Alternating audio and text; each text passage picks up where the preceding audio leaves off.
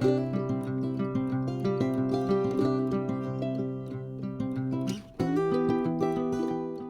and welcome to The Bottom Line. I'm Pastor Paul Steele from Bethlehem Church in Austin, Minnesota. The Bottom Line is our weekly summary of the previous Sunday's sermon. And on Sunday, we did a sermon that looked at 2 Corinthians chapter 1, verses 3 through 7. And this was kind of a follow-up from our series through Nahum, where we talked about the justice and comfort of God. And so I wanted to focus on this gift of comfort. And Paul opens his letter to the Corinthians by praising God as the Father of mercies and the God of all comfort. That's who God is. He's not distant and uncaring. He sees our pain, he knows our struggles, and he comes close with mercy. Just as Isaiah chapter 40 says, God speaks comfort to his people when they're hurting.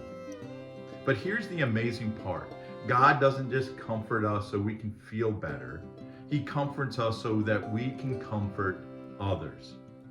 Think about that. God blesses us. He comforts us so that we can be a blessing. We can be of comfort to other people.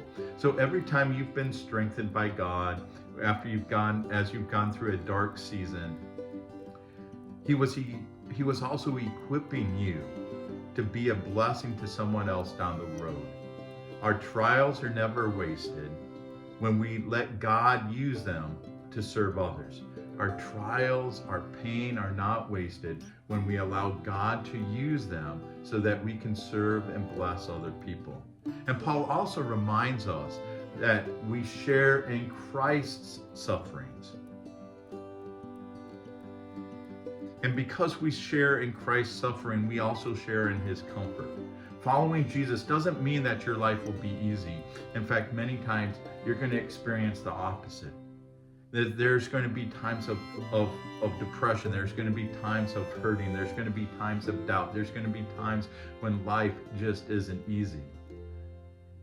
But it also means that we walk the same path that Jesus walked, one of hardship, but also of incredible hope.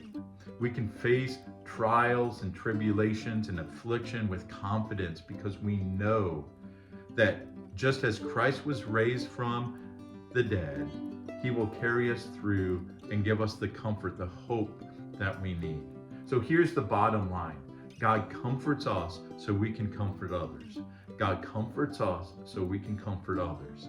Whatever you're walking through right now, remember your story of pain may also become someone else's story of hope. So take courage, lean into God's mercy, into his promise that one day Jesus will return and make everything right, and then pass that comfort along to others. That's how we live as God's people here in this world.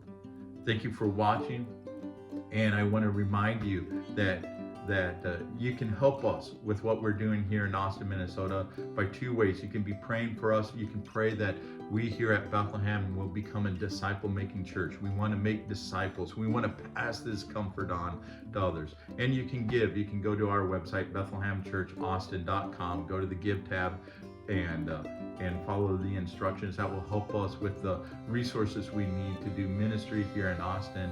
And if there's a prayer request that you'd like me to be praying about, leave a comment, send a note, and I'll add you to my prayer list. Again, thank you for watching.